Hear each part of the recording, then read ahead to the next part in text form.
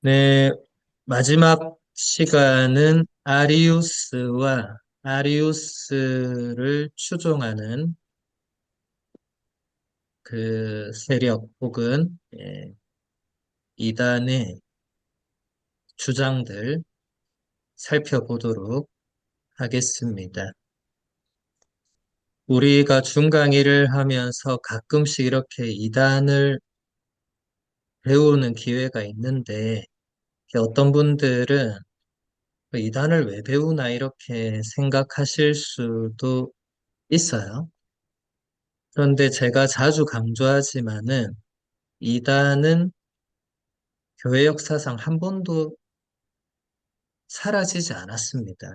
한 이단이 사라지면 다른 이단이 생겨나고 또 이단도 진화 발전을 하거든요. 그래서 고대의 이런 이단들을 배워두시면 현대의 이단 사이비들을 알아보는 것도 이제 도움이 되고 그뿐만 아니라 현대에도 이단과 사이비에 계속해서 빠져들고 있죠, 사람들이. 그런 위험에서도 어, 벗어날 수 있는, 그리고 또 고대의 이단은 현대의 이단 사이비들과는 차원이 많이 다릅니다. 결이 달라요. 고대에는 사이비 이런 것은 사실 별로 없었고, 오늘날은 이단이라고 하면 거의 사이비들이고, 고대에는 이단이라고 할 때는 그 계시 진리를 해석하는 그 과정에서 올바른 해석이 안 된 거죠. 그때는 정해진 뭔가가 없을 때니까 그런 상황을 염두에 두고 보도록 하겠습니다. 아리우스의 하느님상은 320년경에 아리우스가 알렉산드리아의 알렉산더에게 보낸 편지에서 드러납니다. 우리는 한 분 하느님만을 압니다.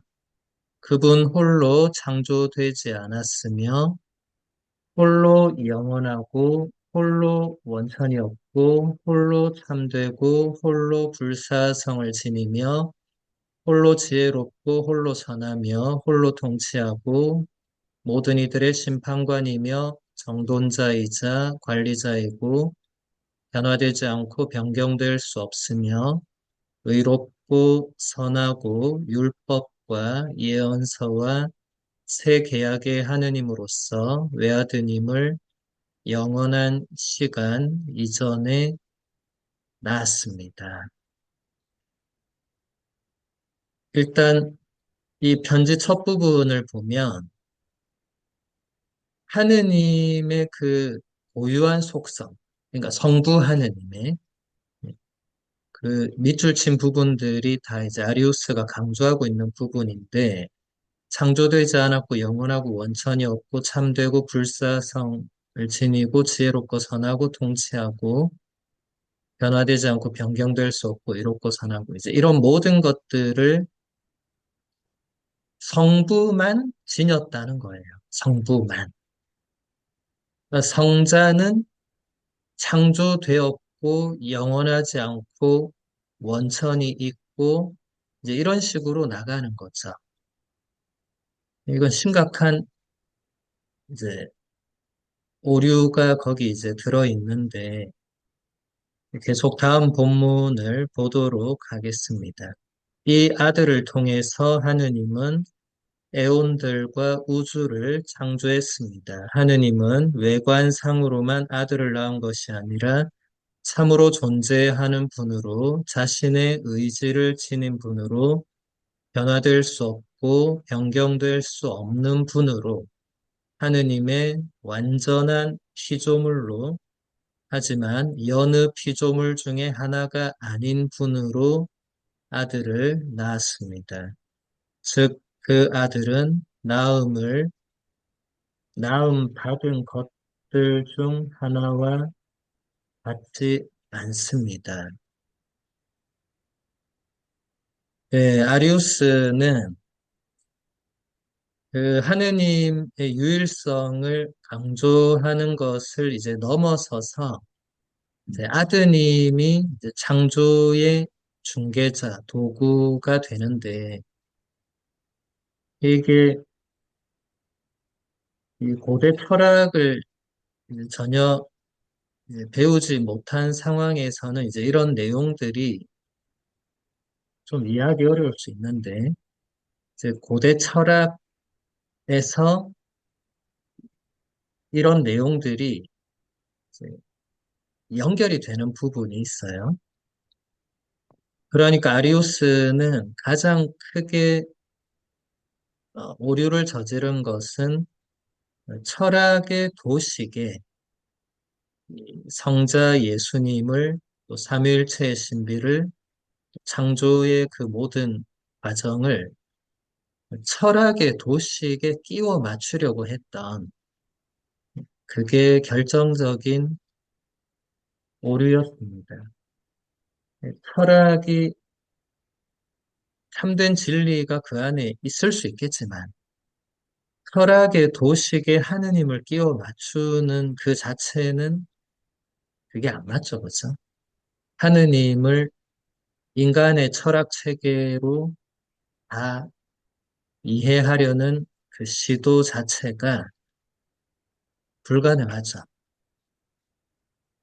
그 에온이 등장하고 이런 것들은 이제 영지주의의 그 영향도 있습니다. 영지주의가 워낙 초반에 그리스도교뿐만 아니라 그 고대 세계 전체에 엄청난 영향을 주었고, 그게 또 고대 철학과 자연스럽게 접목이 되면서 이제 아리우스도 그런 영향을 안 받을 수가 없죠.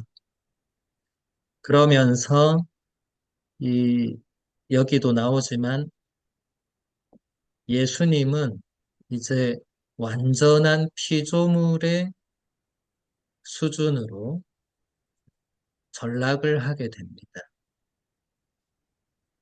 예, 그러면서도 이제 아리우스는 이제 이때부터 이제 더 문제 있게 나가는데 이제 피조물로 내려놓고는 그 중에서 좀 특별하다. 뭐 이런 식으로 이게 이제 문제가 되거든요. 예, 이단이나 사이비들은 물론 아리우스가 오늘날 이단 사이비들하고는 다르지만 이단적으로 가게 되면 이제 자기 주장을 그걸 관철해 나가기 위해서 이제 또 다른 뭔가를 끌고 올 수밖에 없어요.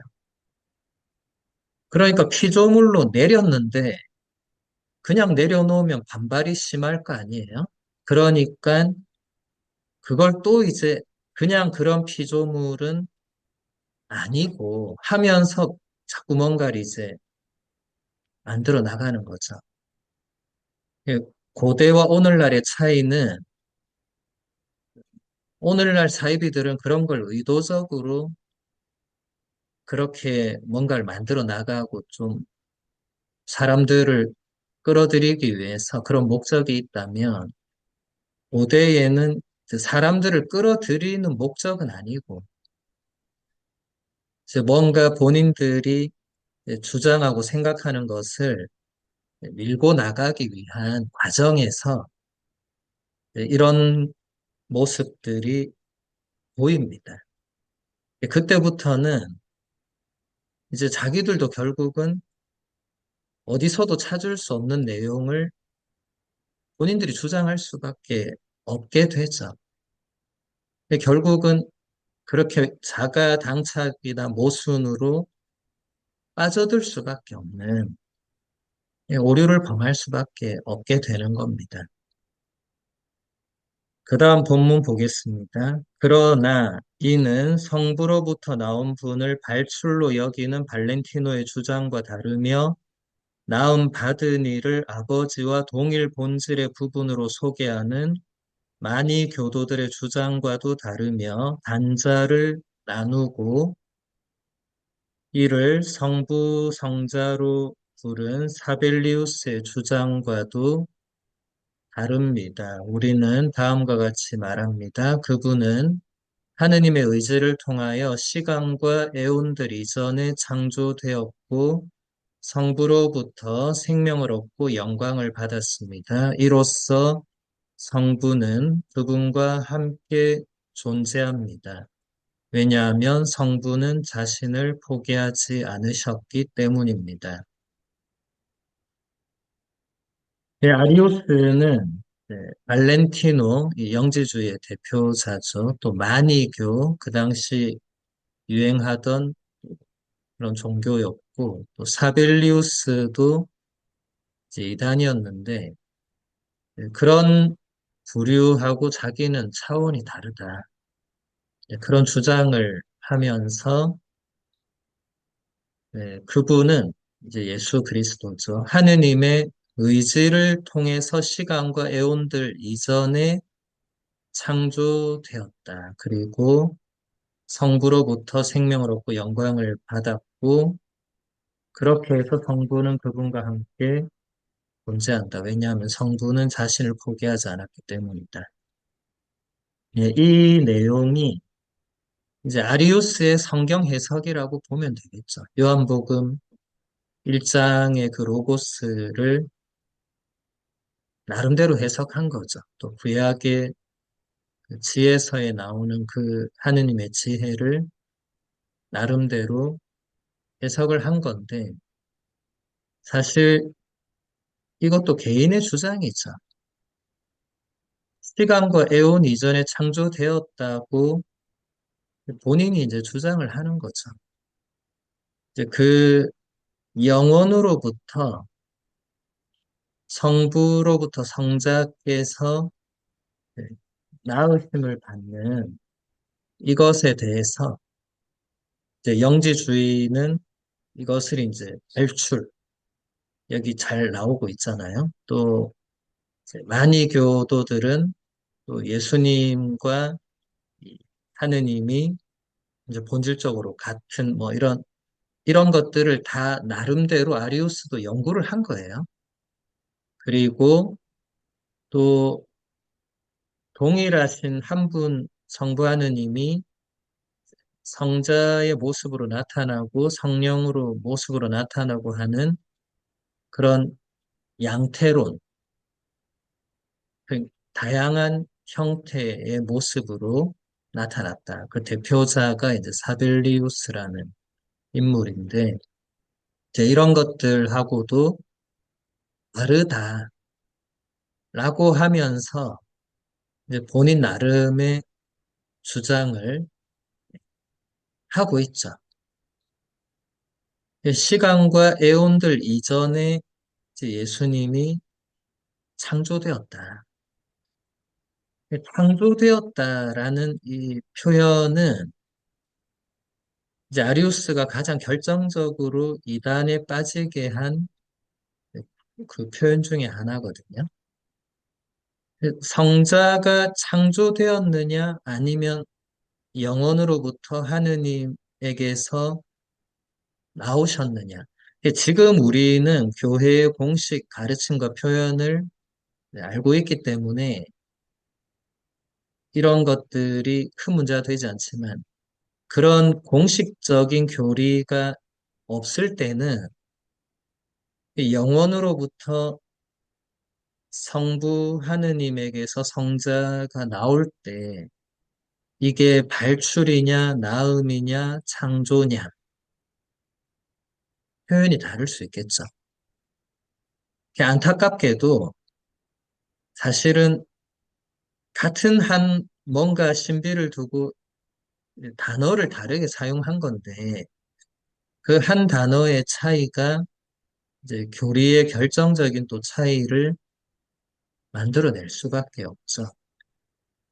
좀 고대 이단들은 좀 안타까운 측면이 있어요. 나름 그 삼일체 신비와 성자 예수 그리스도의 그 신비를 나름 열심히 묵상하고 연구하고 본인 나름의 어떤 결론을 도출해서 이제 주장하고 신자들에게 전하고 한 건데, 이게 니케아 공의회 이전까지는 교회가 공식적으로 이런 부분에 대해서 명확하게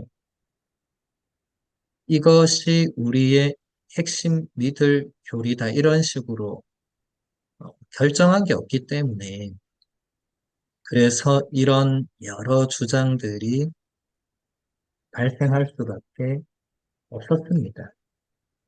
여기 지금 아리우스의 편지도 보면 이게 결국은 본인의 주장이죠. 본인이 영원으로부터 성자께서 창조되었는지 안 되는지 어떻게 알아요?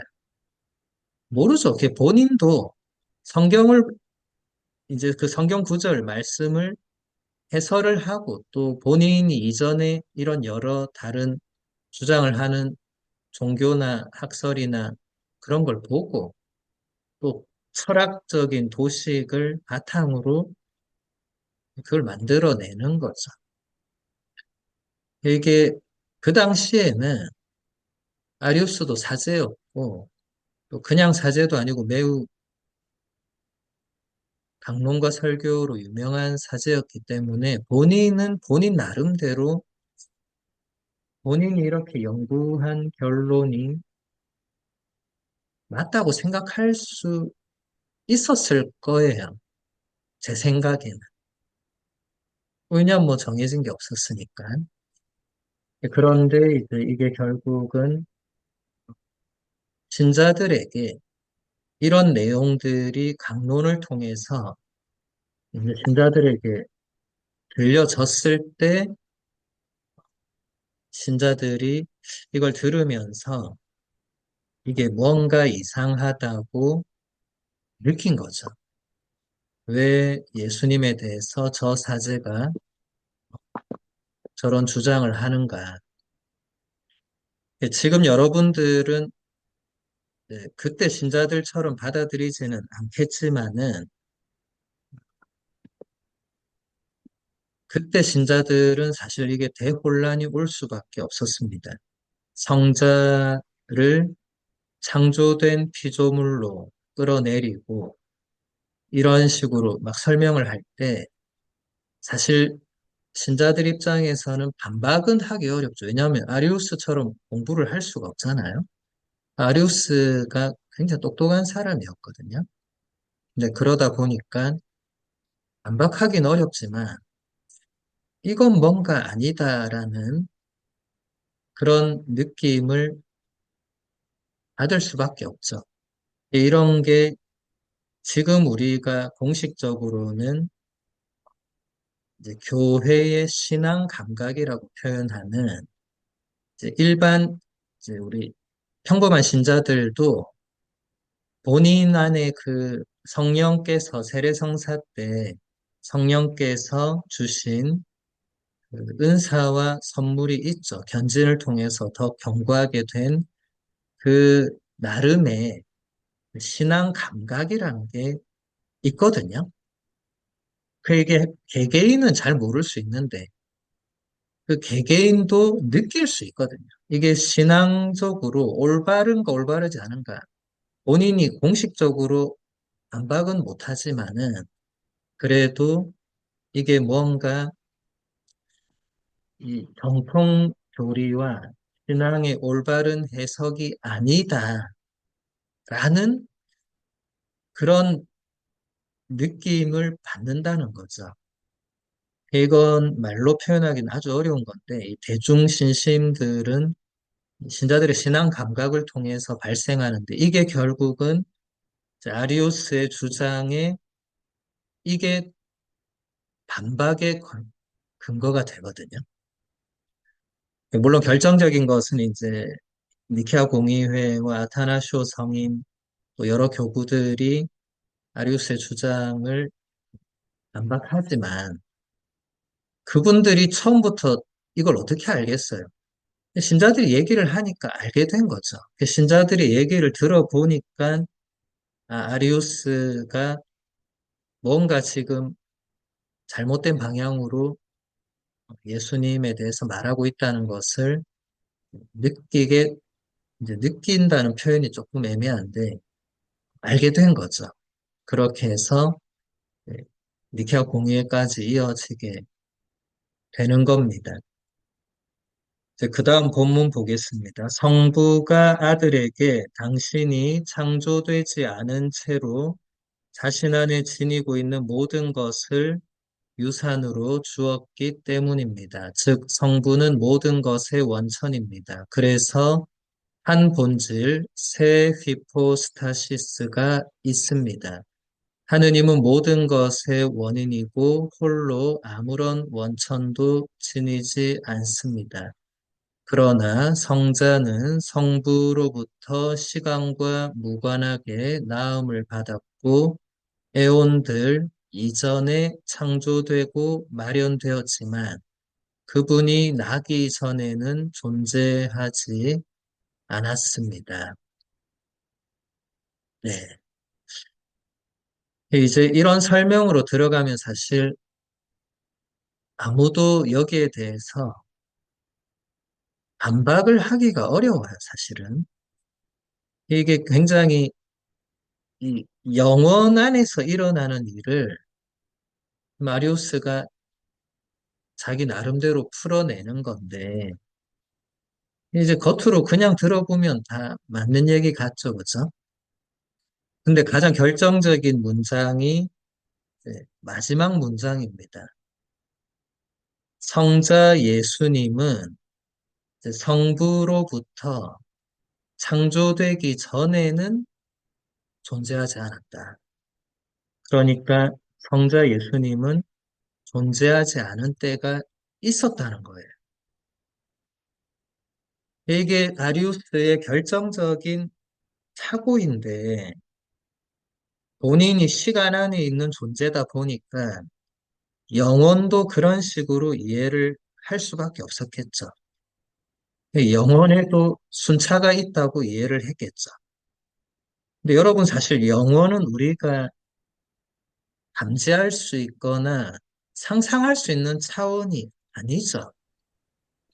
영혼으로부터 성자 예수님이 성부로부터 나음을 받으셨다는 표현은 이건 순차가 거기에 대입될 수가 없습니다. 영혼이라는 그 단어가 그 시간의 순서를 거기서 뛰어넘는 건데, 근데 아리우스는 이미 여기서부터 이제 하나씩 하나씩 오류로 빠지고 있는데 본인은 그것을 더 이상 깨닫지 못하는 상태로 간 거죠. 그러니까 영혼으로부터 나음을 받았다. 이것을 이제 창조로 격화시키고 그러다 보니까 그냥 창조로 두기에는 뭐하니까 또 창조 때 가장 중요한 도구로 쓰이고 특별한 기조물의 위치로 올리고 이제 오늘날의 우리의 시각으로 보면 이제 거의 뭐 조작에 가까운. 근데 그때는 이게 조작이 아니고 이제 그렇게 이제 끼워 맞추려고 하다 보면은 끼워 맞추려고 하다 보면 이제 계속 거기서 오류가 발생할 수밖에 없는데 그러면 이제 그걸 바로 잡기보다는 이제 또 다른 보식에 또 끼워 맞추고 이런 식으로 결국 그렇게 해서 이단이 되는 거죠.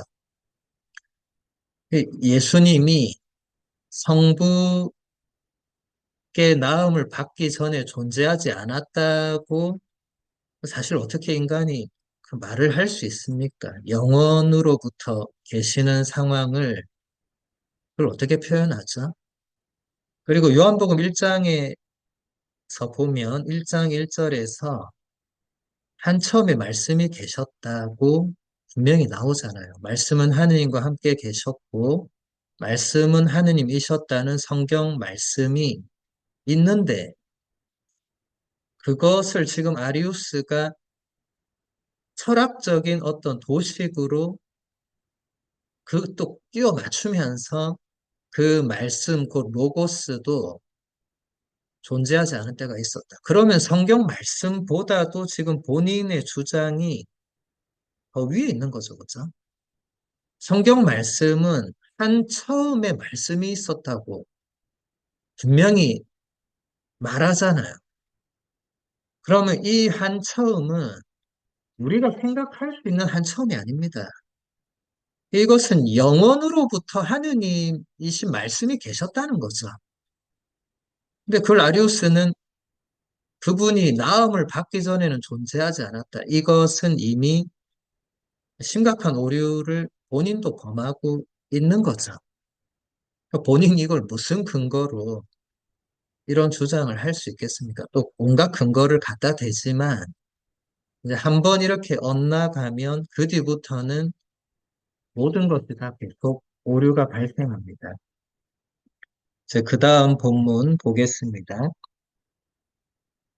성자는 시간과 무관하게 모든 이들 이전에 났으며 성자 홀로 성부로부터 존재를 부여받았습니다. 왜냐하면 성자는 성부와 함께 영원하거나 동일하게 영원하거나 동일하게 생겨나지 않은 것이 아닐 뿐만 아니라 오히려 성부는 당신이 단자이며 모든 것의 원리이듯이 모든 것들 이전의 하느님이기도 합니다. 그분은 아들 이전에도 그러합니다. 이제 아들이 하느님으로부터 존재를 부여받고 영광과 생명을 받고 아들에게 모든 것이 맡겨졌으므로 아들의 원천은 하느님입니다. 이 하느님은 아들의 하느님으로서 아들을 지배하며 아들의 앞서 존재하는 분입니다. 예, 성자는 시간과 무관하게 모든 이들 이전에 났다. 이제 이런 표현들이 그 자체 안에 오류를 이제 계속 담고 있어요. 왜냐하면 이거는 오늘날로 보면 이제 아리우스 혼자 소설 쓰고 있는 거죠.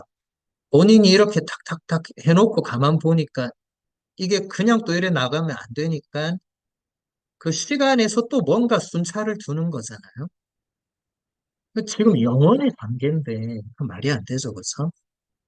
성자 홀로 성부로부터 존재를 부여받았다고 할 때 이것은 이 시간이 거기에 순차나 시간이 거기서는 전혀 적용이 안 되는 거죠. 그리고 이런 하느님의 그 신비는 인간이 그 어떤 도식으로도 또 인간의 그 어떤 이성적이나 뛰어난 어떤 철학적인 그런 뭔가 원리를 적용한다 하더라도 적용을 할 수 없죠. 그러니까 계속 이어지는 표현들도 그럴듯하지만 사실은 이게 다 성경을 이제 도하게 해석하는 그런 주장이 됩니다. 예, 결국 이 마지막 문장도 보면 아들의 앞서 존재한다. 이게 영원을 이해하지 못한, 그리고 영원을 사실은 거기서 전혀 오래하지 못한 그 순차를 여기에 넣었다는 것은 그 자체가 이미 오류를 담고 있죠. 여러분들이 지금 이게 얼마나 이해가 되셨는지는 잘 모르겠지만, 어, 그냥 딱 한 줄로 이해를 한다면 영원이라는 그 영원으로부터 그러니까 시간 이전에 공간 이전에 창조 이전에 영원으로부터 그때 하느님만 계셨잖아요. 창조 이전에. 근데 그런 것을 우리가 인간의 언어와 인간의 도식과 인간의 철학으로 그것을 표현할 때 그 100% 그걸 표현할 수가 없습니다. 그리고 여러분이 지금 아무리 그걸 상상하고 이해하려고 해도 사실 우리가 알 수 있는 영역은 아니죠. 성경의 신구약에 그런 것들을 조금 의미하는 표현들이 나오는데 그것을 어떻게 해석하느냐가 중요하겠죠. 아리우스를 우리가 배우는 이유는 이렇게 해석하면 안 된다는 것을 배우는 겁니다. 여러분들이 앞으로 성경을 이해하고 해석할 때 이런 식으로 그냥 본인이 요 정도 끌어맞춰서 이렇게 하면 되는구나. 안 됩니다. 안 되고 교회가 공식적으로 결정하고 교회가 공식적으로 받아들인 그 교부들의 해설 그리고 현대의 신학자들과 그 지금 교황청이 공식적으로 인정한 그런 해석만이 올바른 해석입니다. 그 외에 다른 모든 해석은 위험하죠. 계속 본문을 보겠습니다. 간략한 종합으로 넘어가서 아리우스의 주장을 조금 더 분석해 보겠습니다. 첫 번째이자 유일한 원리 또는 셋 가운데 첫 번째 휘포스타시스인 단자에 대한 해석으로 결정이 내려집니다. 이 단자로부터 모든 이원성은 배제됩니다. 아리우스는 성부와 성자의 관계에 다른 해석에 대한 부정적 진술을 통해서 이것을 설명합니다. 아리우스는 당연히 이 마르치온 그리고 구약의 하느님과 신약의 하느님을 서로 다른 분으로 받아들이는 그의 견해에 거리를 둡니다. 아리우스는 구원 경륜의 통일성을 인정합니다. 자, 아리우스는 이 첫 번째 원리, 그 유일하신 근원이신 그 성부 하느님에 대한 해석을 하면서 성자와 성령을 그 밑으로 내렸거든요. 물론 이것은 우리가 이때까지 쭉 살펴왔던 이 종속론이라는 그 경향, 오리게네스도 사실은 그 안에 있었고, 뭐, 데르툴리아도 마찬가지고, 사실 아리우스 이전에는 대부분의 정통 교부들도 어느 정도는 그런 경향이 있긴 했어요. 왜냐하면 이 유일한 근원이 성부라는 것은 이건 바꿀 수 없는 겁니다. 그러니까 성자 예수님은 자연스럽게 그 밑으로 가게 되었는데, 그렇다고 해서 오리게네스를 비롯한 교부들이 그걸 결정적으로 이렇게 주장은 안 했거든요. 왜냐하면 그렇게 하면 아리우스처럼 되니까. 근데 아리우스는 이제 그것을 처음으로 완전히 이제 종속론이 무언가를 완전히 보여준 인물이거든요. 그러니까 여러분, 이 해석의 차이가 얼마나 큰 문제를 일으키는가를 오늘 잘 보시면 됩니다. 그거 하나로 오늘 이 시간의 의미가 충분합니다. 그 다음 본문 볼게요. 마찬가지로 성자를 영지주의적 발출로 해석하는 것도 배제합니다. 또한 로고스의 두 단계론도 적합하다고 생각하지 않습니다. 아리우스가 보기에는 이미 사벨리우스가 단자 안에 너무 많은 구분을 가져온 것입니다. 그래서 아리우스는 하느님의 그 단자에서 어떠한 부분도 반대하는 입장을 취합니다. 그러니까 아까도 봤지만 아리우스도 나름 영지주의와 이 로고스의 두 단계는 그 알렉산드리아의 클레멘스라든지 이 초기 교부들이 그 로고스를 설명할 때 이 성부의 그 내면 영혼으로부터 성부 안에 계셨던 그 로고스와 이제 성부께서 창조 때부터 또 예언자를 통해서 계속 말씀하시잖아요. 그러니까 성부의 바깥으로 나오는 그 로고스, 이제 이것이 이제 초기 교부들이 로고스를 해설하는 굉장히 중요한 원리였는데, 유스티노도 그렇고. 근데 아리우스는 이제 이런 것도 다 공부를 한 거예요. 사벨리우스도 연구하고, 다 연구를 하고, 이제 본인 나름으로 또 다 그것에 대해서 반박을 하면서 본인의 주장은 정통이고, 이 나머지는 다 아니다라고 이제 주장을 한 거죠. 그 다음 본문 보겠습니다. 아리우스에게 있어서 첫 번째 휘포스타시스, 단자만이 본래적이고 무조건적인 의미에서 하느님입니다. 아들과 영의 휘포스타시스는 차등화되어서 피조계에 속합니다. 이들이 휘포스타시스라고 불린다면 이는 사벨리우스 또는 영지주의자들의 반대에서 그 실제성을 말하기 위함입니다. 그 때문에 아리우스에게 있어서 성부는 본래적이고 본질적인 로고스이며 본질적인 지혜와 힘이기도 합니다. 예, 휘포스타시스라는 그리스어 단어는 휘포 하면 아래, 예, 라틴어로 숲이 되고 스타시스는 예, 있는 것. 이건 라틴어도 그대로 스타시아로 가져왔죠. 그러니까 substantia. 지금 영어로도 substantial이라고 그대로 이케아 콘스탄티노플 신경에 이 단어가 사용되고 있죠.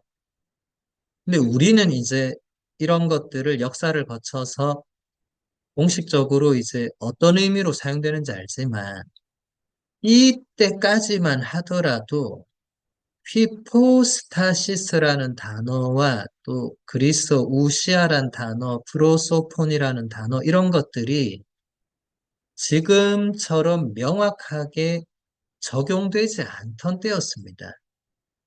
이제 그것도 사실은 그 역사의 한계일 수밖에 없죠. 그 그리스 철학의 언어를 사용할 수밖에 없던 상황에서 고대어는 다양한 의미가 있기 때문에 아리우스도 그렇고 아리우스 이전의 교부들과 철학자, 신학자들도 이제 본인이 그 단어를 사용할 때 그 단어의 그 의미를 본인에게 유리한 쪽으로 혹은 본인이 생각하는 쪽으로 그 단어를 쓸 수밖에 없는데 그게 그 당시에 이게 명확하지가 않다 보니까 또 상대방은 오해를 하는 거예요. 왜 저 단어를 저기에 써서 이렇게 표현했을까? 이 휘포스타시스는 오늘날은 이게 substantia로 번역을 했을 때는 이게 신성이라고 할 때 그 동일한 본질이라고 하는 그 가장 이 신적인 본성을 의미를 하는데 그때는 지금 첫 번째 휘포스타시스 이렇게 나가면 이거는 지금의 우리로는 페르소나라는 단어에 가깝죠. 이게 막 혼동되는 거죠. 사실 우리가 페르소나라고 번역한 지금 우리가 삼위일체할 때 위격으로 번역한 단어가 페르소나인데 이 페르소나는 그리스어로 보면 이게 프로소폰을 페르소나로 번역을 하는 거거든요.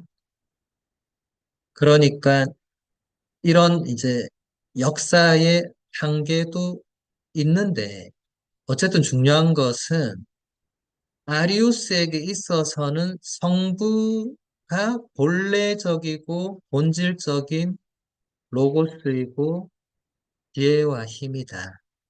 그러니까 아리우스는 그 모든 것을 성부에게 완전히 집약해서 성부가 모든 것의 원천이니까 그 아까 단자 그 모나데라는 예, 그 유일한 근원, 유일한 원리 거기서부터 모든 게 나오기 때문에 이제 성자 예수님은 그걸 고유하게 타고날 수가 없게 되어 버리는 거죠. 이렇게 규정하는 자체가 문제가 있죠. 근데 그 시대에는 어쩔 수 없는 상황이기도 했습니다. 계속 본문을 볼게요. 이미 아들과 아들을 통하여 생겨난 나머지 모든 것은 참여를 통해서만, 즉 창조를 통해서만 실존과 지혜와 힘을 지닙니다. 아들은 영원으로부터 하느님 안에서가 아니라 하느님 밖에서 생겨납니다. 따라서 아들은 본래적 하느님인 성부에 가장 먼저 참여하는 분입니다. 아들은 하느님, 로고스, 지혜, 힘이라는 호칭을 은총을 통해서만 지닙니다. 예, 이게 이제 아리우스의 주장인데, 이렇게 한번 이렇게 도식에 끼워 넣기 시작하면 계속 이런 식으로 갈 수밖에 없다고 제가 아까도 말씀을 드렸죠, 그렇죠? 성부 하느님이 모든 것의 원천이다 이렇게 못 박고 나니까 그럼 성자 예수님을 성경에서 혹은 초대 교부들이 성자 예수님에 대해서 표현한 것들이 있을 거 아니에요? 그럼 사람들이 물을 거 아니에요? 그럼 이건 어떻게 되냐? 그러니까 아리우스의 대답은 그거는 참여를 통해서 네, 창조를 통해서 은총을 통해서 받았다. 오늘날로 표현하면 이제 소설을 쓰고 있습니다, 지금. 예. 근데 아리우스는 사실 이게 소설을 쓰려고 한 게 아니고, 그런 도식에 넣고 보니까 이제 추가적으로 설명을 하려다 보니까, 이때부터는 본인도 이렇게 갈 수밖에 없는 거죠. 한번 이 잘못된, 도식 자체가 잘못된 건 아니니까, 그 철학적인 도식에 성부, 성자, 성령을 끼우려고 하다 보니까, 이제 본의 아니게 이런 없는 설명을 또 할 수밖에 없는 거예요. 고대와 현대의 이단 사이드의 차이는 고대에는 어쩔 수 없이 이런 걸 한 반면 현대에는 이제 이런 것을 의도적으로, 노골적으로 한다는 차이가 있겠죠. 이런 식으로 가다 보니까 아들은 여기 중간에 보면 영원으로부터 생겼는데 하느님 안에서부터가 아니고 이제 하느님 바깥에서 생겨난다. 이제 계속 이 주장이 이 뭔가 초기의 주장과는 이제 점점 더 멀어지고 본인도 사실은 이 오늘날로 보면 이제 소설도 자꾸 이제 SF 쪽으로 할 수밖에 없는 영원에서 무슨 일이 일어나는지 아무도 모르는데 하느님 안에서 일어난지 하느님 밖에서 일어난지 그걸 어떻게 사람이 압니까? 그리고 그것을 이제 표현을 이렇게 자꾸 하면서 이런 것들이 결국은 더 성경과 그 교부들의 전통으로부터 스스로 멀어져 버리는 결과를 가져온 거죠. 그래서 아리우스는 여기 보면 아들은 본래적 하느님인 성부에 가장 먼저 참여한다. 이제 이렇게 이제 본인이 막 갖다 붙이기 시작해요.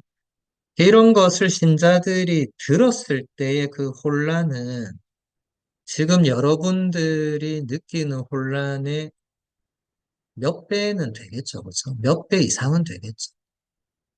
여러분 본당 신부님이 이런 걸 강론 때 얘기한다고 한번 상상만 해도 본당 안에서 엄청난 혼란이 발생할 수밖에 없죠. 예수님이 하느님, 로고스, 지혜, 힘이라는 호칭을 오직 은총을 통해서만 지니고 있고 원래는 그런 거 없었다고 본당 신부님이 강론 때 얘기하신다. 신자들 사이에 분란이 발생할 수밖에 없죠. 그건 고대에도 마찬가지고. 이제 그 다음 본문을 보겠습니다. 신적 단자에 대한 극도의 한정된 이해와 더불어 아들과 영은 신적 영역으로부터 때부터 피조계로 내보내져야 했습니다.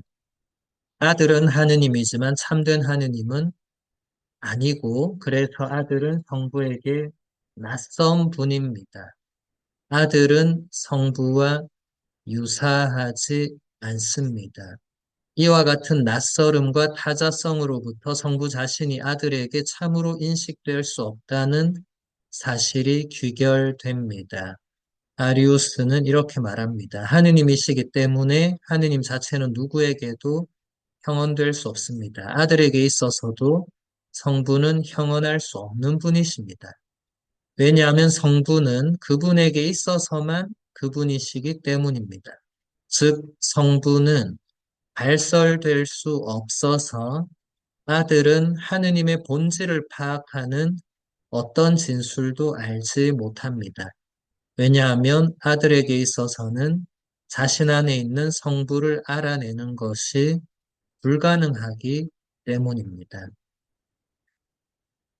예, 이제는 이것은 완전히 이단적인 주장입니다. 아리우스는 이제 그쪽으로 계속 나가다 보니까 본인도 알 수 없는 내용들을 본인이 이제 말할 수밖에 없는 거죠. 지금 여러분도 이제 조금씩 느끼실 겁니다. 하느님, 성부 하느님에게 집중되는 것까지는 이해할 수 있죠. 그죠? 그런데 지금 여기 보면은 하느님은 그 고유한 성부 하느님 말하는 거예요. 그 누구에게도 하느님 그 자체는 표현되거나 말로 그 하느님에 대해서 말할 수 없고 아무도 그러니까 성부 하느님을 제대로 알 수 없는데 성자께서도 그렇다는 거예요. 예수님도 하느님에 대해서는 알 수가 없고 그건 불가능하다. 이런 주장까지 가는 거죠. 그죠? 이단과 사이비는 극단으로 갈 수밖에 없습니다. 왜냐하면 이 정통이라는 기준에 그런 울타리가 없기 때문에 이제 계속 주장을 만들고 근거를 또 갖다 대고 하다 보면 극단으로 갈 수밖에 없죠. 그러니까 이제 아리우스는 성자 예수님과 성령님은 자연스럽게 본인 주장에 따르면 피조 세계로 내려보내고 성자는 성부와 유사하지 않은 정도가 아니라 낯선 존재고 그리고 아예 성부를 알 수가 없다. 그러면 성자 예수님이 여러분이 지금 날마다 듣는 복음서에서 미사 때 듣는 또 복음서에서 예수님의 말씀을 우리가 읽고 듣잖아요. 그것은 다 예수님의 말일 뿐입니다. 성부 하느님과 전혀 무관해지죠. 여러분 성경을 잘못 해석하면 이런 엄청난 오류에 빠지게 됩니다. 조심해야 되겠죠. 이런 주장까지 나가게 될 수밖에 없었던 그 과정이 지금도 반복될 수 있습니다. 항상 조심하셔야 됩니다. 성경을 집에서 개인적으로 읽고 묵상할 때 이런 방향으로 누구도 가지 않는다는 보장이 없어요. 그래서 항상 조심하셔야 됩니다. 그 다음 계속 본문 보겠습니다. 아리우스에게 있어서 피조물과 초월적인 하느님 사이의 간극은 극복될 수가 없습니다. 성자도 그 간극의 이쪽 편에 있으며 그 때문에 성부가 자체로 어떠한지를 알 수 없고 다만 자신에게 주어진 대로만 알 수 있습니다. 말하자면 성자는 피조물의 인식만을 지닌다는 것입니다. 네.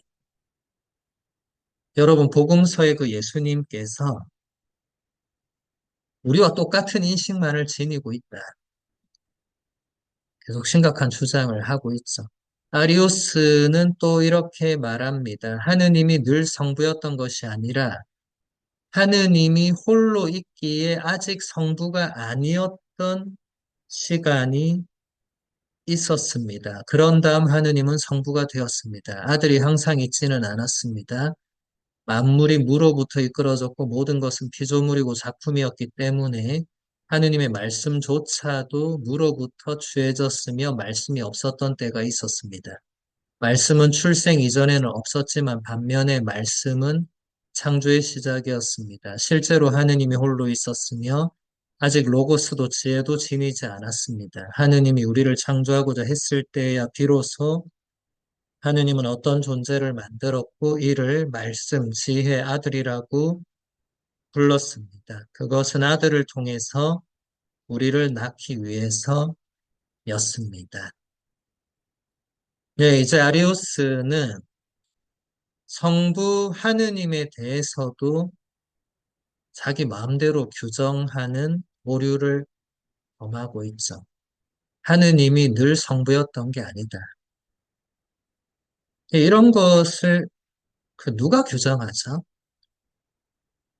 아무도 규정할 수 없죠, 그죠? 예. 그런데 그것을 예수님께서 말씀하신 것을 이제 해석을 하고 있는 과정에서 이건 해석이 아니죠. 아마 여러분도 지금 읽은 이거 본문을 보면서 매우 이 거북한 느낌을 받으실 거예요. 아니, 지가 뭔데 이런 거를 얘기하나. 그렇지 않습니까? 이것을 본인이 이, 이렇게 해석을 할 수는 있겠지만, 이렇게 해석하는 근거를 결국 또 성경을 갖다 대거든요. 그래서 여러분 성경은 해석을 정말 조심해야 됩니다. 이단 사이비들이 여러분에게 다가올 때 도깨비의 얼굴을 하고 오지 않고 성경을 손에 들고 오거든요. 그리고 뭐라고 하냐면 같이 성경 공부를 하자든지 성경 해석에 대해서 한번 같이 어, 비교를 해보자든지 그런 것들이 다 위험합니다. 이런 해석들이 오늘날에도 이단 사이비들이 안 하고 있다는 보장이 없죠. 그리고 이렇게 할 때, 이런 내용들은 사실 제가 더 뭐 설명할 것도 없고 설명할 이유도 없는데, 여러분들이 이런 것들을 보고 앞으로 이제 다른 뭔가를 볼 때, 우리 가톨릭 교회의 가르침이 아닌 다른 것에서 여러분이 이런 것을 보실 수 있을 거예요. 가톨릭 교회의 가르침은 이런 쪽으로는 전혀 관련이 없습니다. 지금도 잘 보시면 뭔가 좀 비슷한 내용들이 있긴 있거든요. 있지만은, 그래서 여러분 이단과 사이비를 조심해야 되는 게 비슷한 데서 약간씩 이제 다른 내용을 끌어냅니다. 아리우스는 이렇게 너무 막 나갔기 때문에 결국은 이단으로 될 수밖에 없었지만 오늘날의 이단이나 사이비들은 이 역사에서 이제 이런 걸 다 봤기 때문에 또 이렇게 안 하거든요. 안 하지만 그래서 더 조심해야 됩니다. 더. 오히려 딱 드러내면 여러분이 이거는 멀리 해야 되겠다 이럴 수 있는데 교묘하게 이제 이렇게 선을 넘었다 안 넘었다 이렇게 하면은 이제 헷갈리잖아요. 그렇죠? 그래서 우리가 이 아리우스의 이런 내용을 보는 자체도 뭐좀 거북하고 이걸 꼭 배워야 되나 이럴 수 있지만 오늘날에도 이런 사람들, 이런 세력들, 집단들은 어딘가에 다 있습니다. 없지 않아요. 이게 극단으로 가면 이제 재림 예수로 가는 거고 본인이 이제 성령의 그걸 받았다고 이제 주장하는 어, 이런 쪽까지 가는 거고 그 아닌 중간에도 많은 집단들이 있을 수 있죠. 계속 다음 본문 보겠습니다. 이처럼 아리우스에게 있어서 성자는 분명히 창조되었거나 생성되었습니다. 이러한 성자의 피조성은 성부의 의지로의 소급을 통해서 강조됩니다. 이는 아들이 필연적으로 존재하는 것이 아니라 성부의 결정에 종속적으로만 존재한다는 것을 의미합니다. 아리우스는 하느님 안에서 이루어진 모든 출산을 하느님 자신 안에서의 분할로 여깁니다. 아들은 성부가 우리를 창조하고자 했을 때 비로소 창조됩니다. 예, 성자의 피조성에 대한 근거를 성부의 의지로 아리우스가 설명을 해요. 그러니까 여러분, 아리우스의 설명을 이렇게 가만 보면 되게 웃기는 게 영원으로부터 계시는데 아리우스는 영원을 제대로 이해를 못했죠. 그러다 보니까 성부 하느님이 영원으로부터 아무것도 없는데 당신 혼자 이렇게 가만히 계시다가 내가 이제 세상을 한번 만들어 봐야겠네. 이렇게 생각을 했다는 거예요. 그리고 세상을 만들려고 하면서 그 아들을 하나 만들어야겠네. 이렇게 했다는 거예요. 그렇게 해서 아들부터 만들고 그 아들을 통해서 세상을 만들고 했다는 거예요. 되게 재밌죠, 그렇죠? 예. 인간의 생각이 얼마나 어리석은가를 잘 보여주는 겁니다. 그런데 아리우스뿐만 아니고 누구나 그렇게 할 수 있기 때문에 조심해야 되는 거죠. 여러분, 아까부터 제가 계속 말씀드리면 영원이라는 단어는 우리가 사실 이해할 수 없죠. 하느님께는 과거, 현재, 미래가 없죠. 시간의 순차가 없죠. 근데 이걸 우리가 어떻게 이해합니까? 우리는 현재만을 살 수 있잖아요. 우리는 과거로 갈 수 없고 미래는 알 수도 없는 존재잖아요. 근데 하느님께는 과거, 현재, 미래가 없습니다. 우리가 이 사실은 알 수 있는 영역이 아니죠. 근데 아리우스는 이때부터 이제 소설을 쓰는 거예요. 본인이 뭔가를 주장해 놓고 이 근거를 대려고 하다 보면 결국 이렇게 될 수밖에 없습니다. 그래서 아리우스는 이렇게 말해요. 여기 보시면 우리를 위해서 성자가 창조되었습니다. 그것은 하느님이 도구처럼 그분을 통해서 우리를 창조하기 위해서입니다. 하느님이 우리를 창조하지 않으려고 했다면 성자는 존재하지 않았을 것입니다. 뭐 소설의 끝판을 보고 있습니다. 이제는 성경이고 철학이고 이런 거 다 없이 이제 본인 주장을 하고 있죠. 그렇죠? 하느님이 우리를 창조하지 않으려고 했는지 이런 걸 어떻게 알죠? 그런데 그런 주장까지 이제 소위 뭐 막 나가는 거죠. 본인이 거의 이제 성부 하느님 자리에서 성부 하느님이 이랬을 것이다. 이렇다. 성자도 이렇다. 뭐 본인이 다 규정하는 거죠. 조심하셔야 됩니다. 그 다음 본문 보겠습니다. 아리우스의 관심사는 성자를 성부와 피조물의 중간 영역에 편입시키는 것입니다. 이 영역에서 아들은 최상의 지위를 차지합니다. 창조된 유일한 태양인 아들에 의해서 만물이 빛을 받습니다. 아들의 창조와 더불어 시간도 발생합니다. 물론 이것은 아들의 존재 정도에 걸맞은 방식으로 이루어집니다. 세례신앙 고백에 나오는 아들이 창조된 창조의 중개자가 되었습니다. 그의 배타적인 특권은 그만이 유일하게 참된 하느님인 성부로부터 직접 창조되었다는 점에 있습니다. 그러나 다른 모든 것은 아들을 통해서 생성되었습니다. 비록 아들이 본성적으로 가변성, 곧 윤리적으로 나쁜 결정을 할 수 있었음에도 모든 피조물들 가운데 아들만이 자신의 자유의지를 선하게 사용했습니다.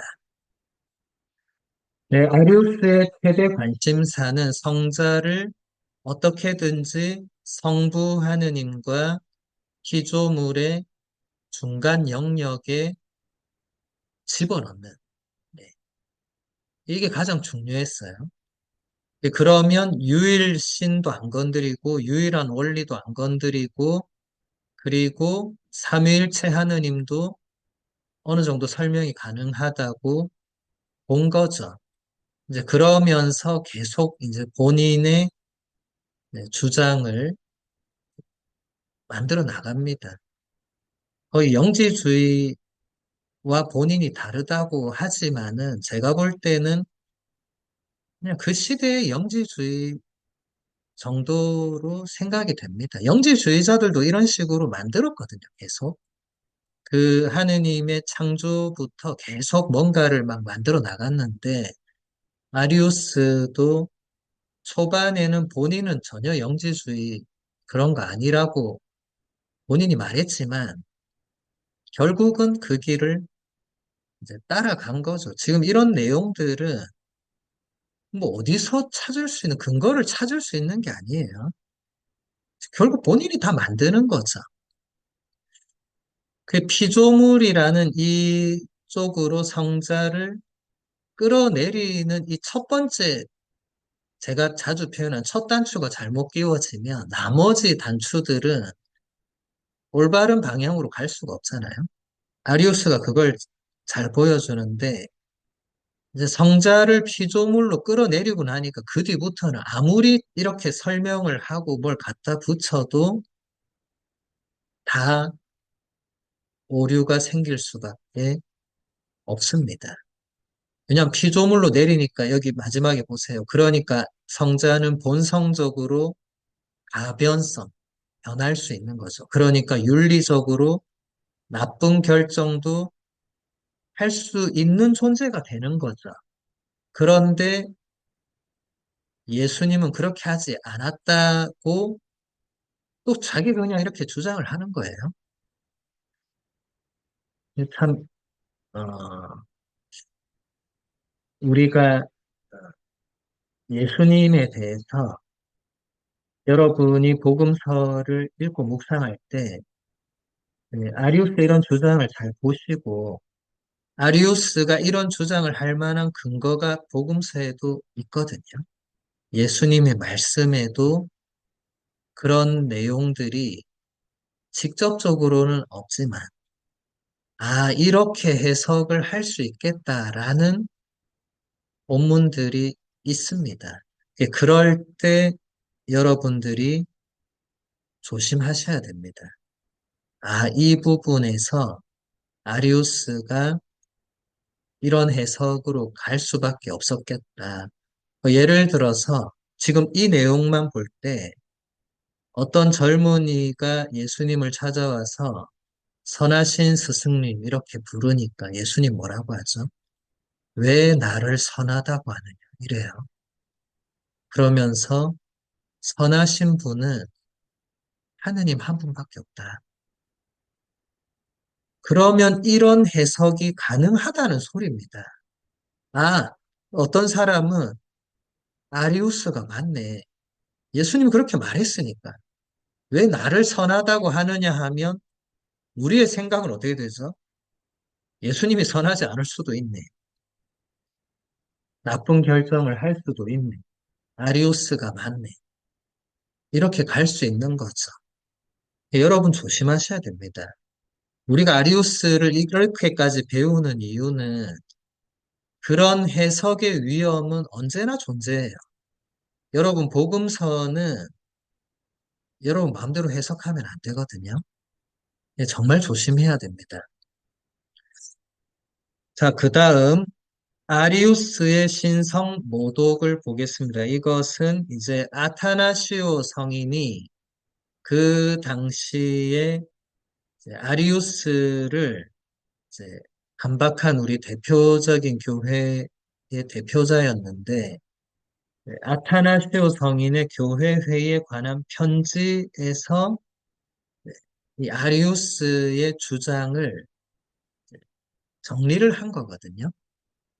그래서 한번 쭉 보겠습니다. 우리는 시간 안에서 생성된 분 때문에 하느님을 영원한 분으로 공경한다. 원천이 없는 분은 성자를 생성된 것들의 시작으로 삼았다. 성자는 휘포스타시스에 따라서 자신에게 고유한 것 안에 하느님에게 고유한 어떤 것도 지니지 않는다. 왜냐하면 성자는 하느님과 동일하지 않고 하느님과 동일 본질도 아니기 때문이다.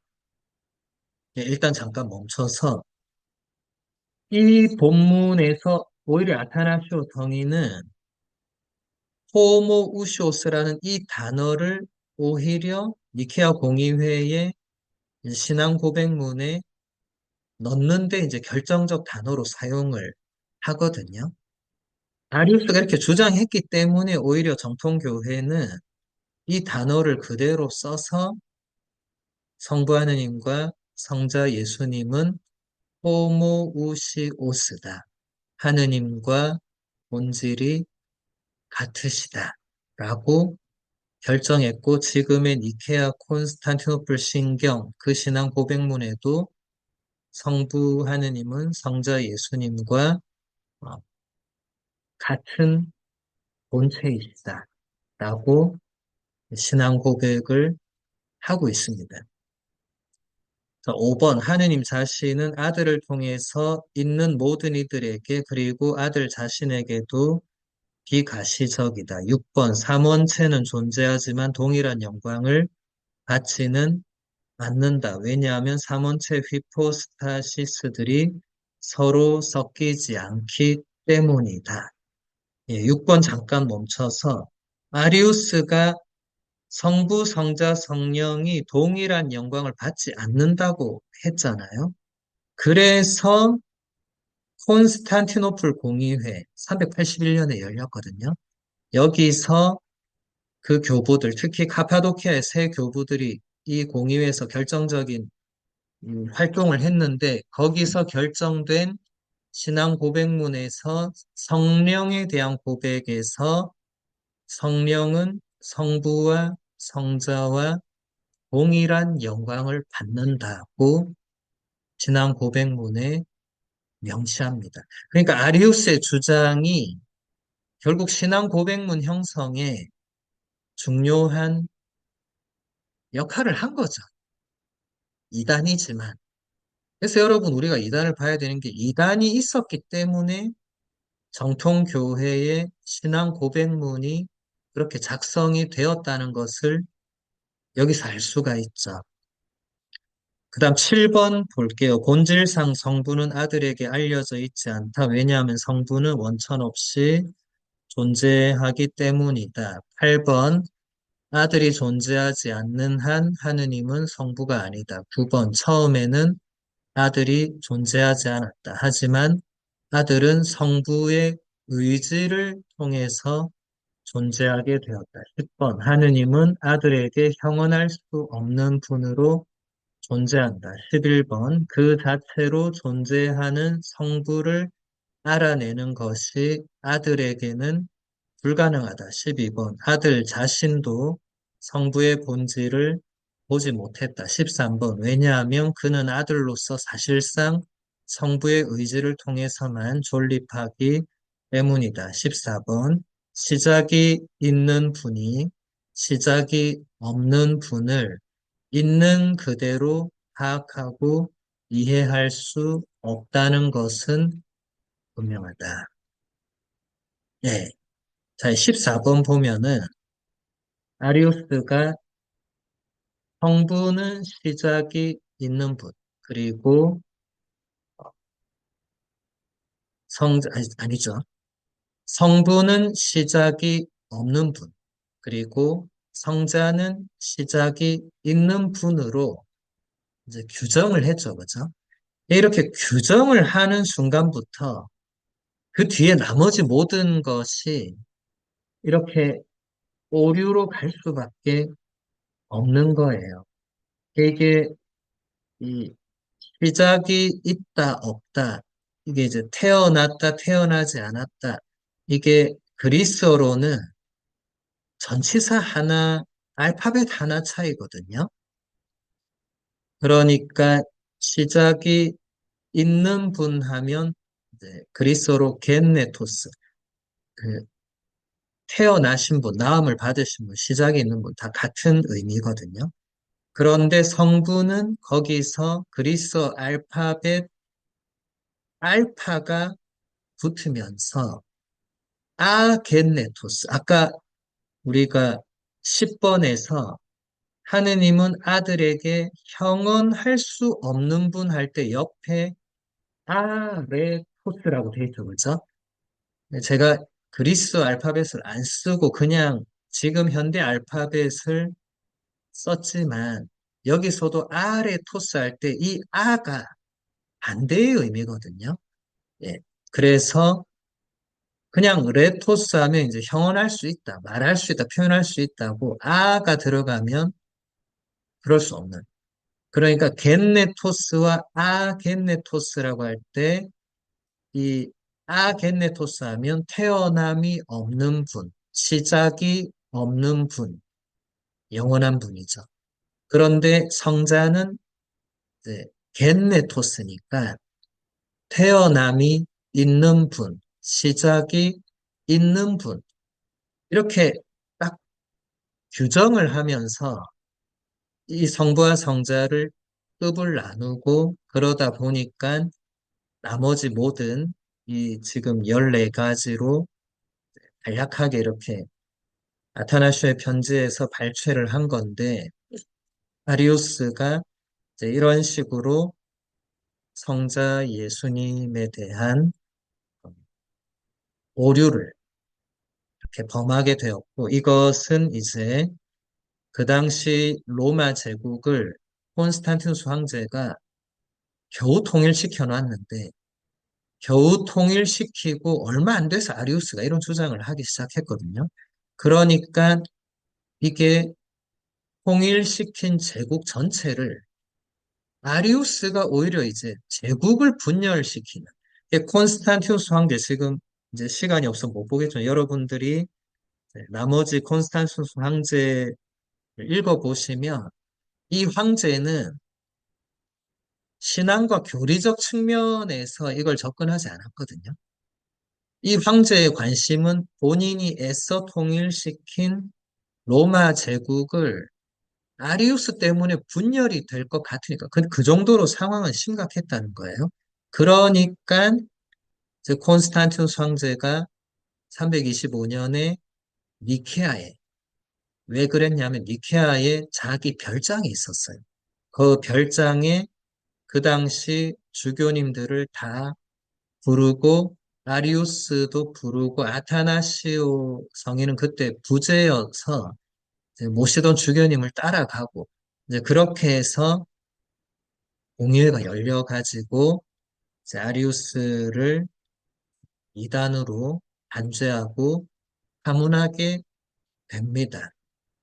그래서 니케아 공의회부터는 2학기에 보도록 하겠습니다. 왜냐하면 1학기 강의는 오늘 여기서 마무리해야 되고 이제 방학이니까 여러분도 쉬셔야 되고 2학기 첫 강의가 니케아 공의회로 시작을 해서 또 그 뒤에 계속 어떤 일들이 일어났는가를 보면서 2학기는 이제 나머지 교부 시대를 또 그리스도론을 이렇게 배워볼 거예요. 우리가 그러니까 한 학기 동안 니케아 공의회 325년 이전까지의 그 교부들의 그리스도론을 배웠고 2학기는 325년 니케아 공의회부터 마지막 교부들까지 배울 것입니다.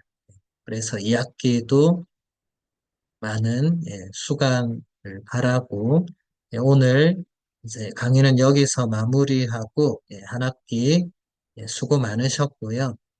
그룹 나눔 신청하신 분들은 이제 마지막 그룹 나눔 각 그룹으로 가셔서 봉사자들과 하시면 되겠습니다.